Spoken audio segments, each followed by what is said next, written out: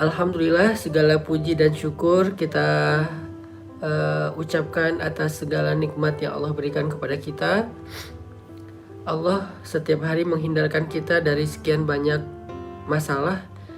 Hanya karena kita nggak ngerti, bukan berarti nikmat itu nggak ada.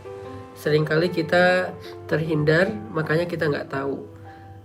Kita kadang-kadang menghargai nikmat Allah ketika kita dapat masalah terus dikasih jalan keluar. Tapi tanpa kita sadari sebetulnya ada nikmat yang lebih banyak yang Allah kasih ke kita setiap hari, yaitu dihindarkan dari masalah. Bukan hanya diberikan jalan keluar dari masalah, tapi dihindarkan dari masalah. Ini nikmat lebih gede lagi nih. Sehingga kita perlu setiap hari belajar mengingat dan merenungkan betapa baiknya Allah sama kita dan betapa hari itu kita mendapatkan banyak kemudahan itu semata-mata karena rahmat dari Allah Subhanahu wa taala. Misalnya hari ini teman-teman coba sebelum tidur nanti teman-teman ingat lagi kira-kira hari ini udah dapat kemudahan apa aja dalam hidup. Mulai dari bangun tidur tadi pagi, kemudian berangkat kerja, berangkat kuliah, berangkat sekolah atau beraktivitas, sampai kembali ke rumah saat ini, udah berapa banyak kebaikan-kebaikan dan kemudahan yang kita dapatkan. Itu semuanya nikmat dari Allah. Sehingga sangat pantas jika kita menutup hari kita di malam hari sebelum tidur dengan kalimat Alhamdulillah, segala puji bagi Allah Subhanahu wa taala. Karena hidup kita penuh dengan kebaikan dari Allah. Kalau enggak, kita enggak bakalan bisa mendapatkan kemudahan-kemudahan seperti saat ini. Malam ini kita akan melanjutkan pembahasan tentang Al-Malik, salah satu di antara Asmaullahil Husna, yaitu Al-Malik. Lalu kira-kira apa makna dari kata Malik ini? Malik ini memiliki makna yang pertama adalah yang memiliki, yang kedua adalah yang berkuasa. Tetapi khusus untuk Allah, kalimat Malik atau Malik atau Malik itu mengandung semua makna kekuasaan. Jadi Allah itu tidak relatif. Ada orang yang punya sesuatu tetapi dia tidak berkuasa. Ada yang berkuasa terhadap sesuatu tapi tidak memiliki. Maka itulah relativitas dari kata Malik apabila dilekatkan kepada makhluk. Berbeda dengan kata Malik yang dilekatkan kepada Allah sebagai nama-nama Allah. Makanya Allah punya nama Malik itu punya cakupan makna yang jauh lebih luas. Dia nggak relatif seperti kepada manusia, tetapi Allah itu absolut. Sehingga dari sini kita dapat sebuah pelajaran bahwa kepemilikan manusia itu sifatnya relatif. Kekuasaan manusia itu sifatnya relatif. Ada orang yang punya sesuatu tetapi tidak bisa ngapa-ngapain. Ada orang yang bisa ngapa-ngapain dengan sesuatu tetapi dia nggak memiliki. Lalu pelajaran iman apa yang kita dapatkan dari poin pertama ini?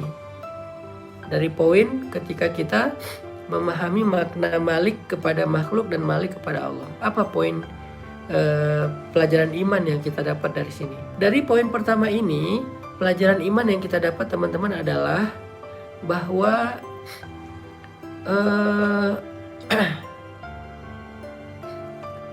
jangan terlalu bergantung kepada makhluk, di mana kepemilikan dan kekuasaannya itu relatif. Kita belajar untuk bergantung kepada Allah yang kepemilikan dan kekuasaannya itu absolut. Sehingga kalau kita mau bergantung teman-teman, kalau kita mau berserah, kalau kita mau berpasrah, di sini pelajaran imannya, cobalah bergantung yang paling tinggi itu kepada Allah Subhanahu wa taala. Kita ini adalah hambanya Allah. Hamba sahaya. Kita ini budak, kita ini makhluk ciptaan Allah. Allah adalah penguasa kita. Allah itu pemilik kita. Allah itu pengatur kita. Allah itu yang mengendalikan segala sesuatu tentang kehidupan kita. Sehingga Ketika kita terkadang hidup di antara manusia, lalu kita berharap kepada mereka, kita bergantung kepada mereka, maka cobalah tetap memberikan batasan. Ketergantungan kita kepada manusia itu tidak pernah sampai sama, apalagi lebih dengan ketergantungan kita kepada Allah. Sehingga bisa jadi manusia meninggalkan kita, tapi Allah gak pernah ninggalin kita. Bisa jadi manusia mengabaikan kita, Allah selalu peduli kepada kita. Bisa jadi manusia gak mampu untuk menolong kita, tetapi Allah Maha Kuasa atas segala sesuatu dalam menyelesaikan masalah kita. Ini adalah poin pertama dari kata Malik, Maha Kuasa, Maha Memiliki, yang mengatur, dan seterusnya. Sehingga dengan demikian teman-teman nanti akan ketika dalam keadaan dalam keadaan lemah, dalam keadaan galau, dalam keadaan bimbang, dalam keadaan bingung, dalam keadaan kayak hampir putus asa gitu, maka teman-teman coba baca kalimat ini. Allahumma malikal mulk tu'til mulka man tasha wa tanzi'ul mulka mimman tasha wa tu'izzu man tasha wa tudhillu man tasha biyadikal khair innaka ala kulli syai'in qadir. Ini kita belajar gimana ya tentang diri kita sendiri yang kadang-kadang kita ngerasa kayak terganggu oleh perilaku orang lain kepada kita. Seolah-olah kalau orang ingin menjatuhkan kita, kita akan benar-benar jatuh. Seolah-olah kalau orang lain menghinakan kita, kita akan benar-benar hina. Padahal enggak, semua itu di tangan Allah. Allah ala kulli syai'in qadir.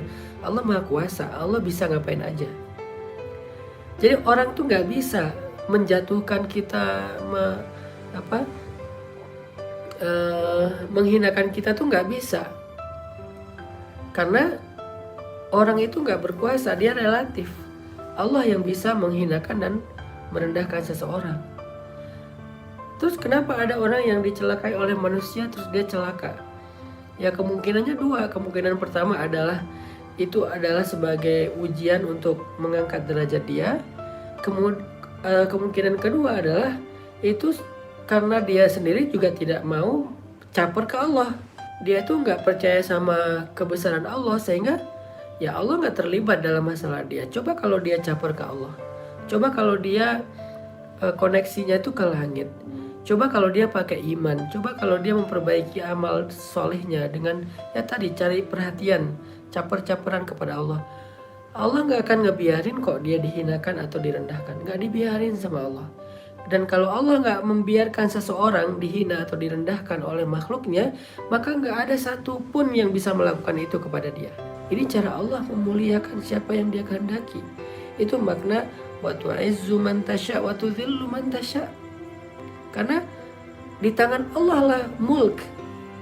Biyadikal mulk, biyadikal khair. Di tangan Allah lah kekuasaan. Terus kalau mau dapetin mulk dan izzah, mulk itu kekuasaan, izzah itu kemuliaan, gimana caranya? Caper-caperanlah kepada yang ala kulli syai'in qadir, yang absolut. Caper-caperanlah kepada malikal mulk, pemilik segala kekuasaan dan kerajaan. Caper-caperlah kepada biyadikal khair, yang di tangannya ada segala kebaikan. Caper-caperlah kepada dia. Siapa dia? Allah. Gimana cara caper kepada dia? Mulai dengan istighfar dan taubat. Lanjutkan dengan melakukan kewajiban-kewajiban. Lalu tambahkan dengan yang sunnah-sunnah. Lalu tambahkan dengan membantu orang lain. Lalu tambahkan dengan mengambil peran dalam dakwah. Itu Allah perhatian banget. Bukankah Allah mengatakan innallaha yuhibbut tawwabin? Allah suka, Allah mencintai hamba-hamba yang bertaubat. Bukan hanya Allah perhatian sama dia, bahkan Allah mencintai dia. Setelah Allah mencintai dia, Allah gak mungkin ngebiarin hamba yang dia cintai itu disakiti oleh orang lain. Gak mungkin. Sama kayak kita mencintai manusia, mencintai pasangan, mencintai anak. Mungkin gak kita ngebiarin orang yang kita cintai itu disakitin oleh orang lain? Gak mungkin.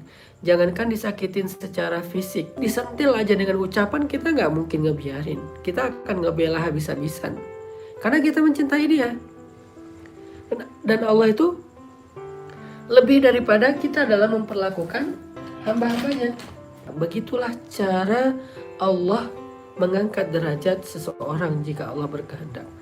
Meskipun manusia berkali-kali ingin menjatuhkannya. Begitu juga kita. Itu poin malam ini yang kita bisa belajar teman-teman ya. Dari kata-kata Malikal Mulk, pemilik segala kekuasaan atau kerajaan. Dari nama Allah Al-Malik. Jadi kita belajar satu hal aja dulu malam ini. Belajar iman, kita percaya bahwa segala kerajaan, kekuasaan, kemuliaan, kehinaan, jabatan, karir, itu semuanya di tangan Allah secara absolut. Karena kekuasaan dan kemuliaan itu ada di tangan Allah, maka yuk kita sama-sama bergantung kepada Allah dengan cara caper-caperan kepada Allah SWT.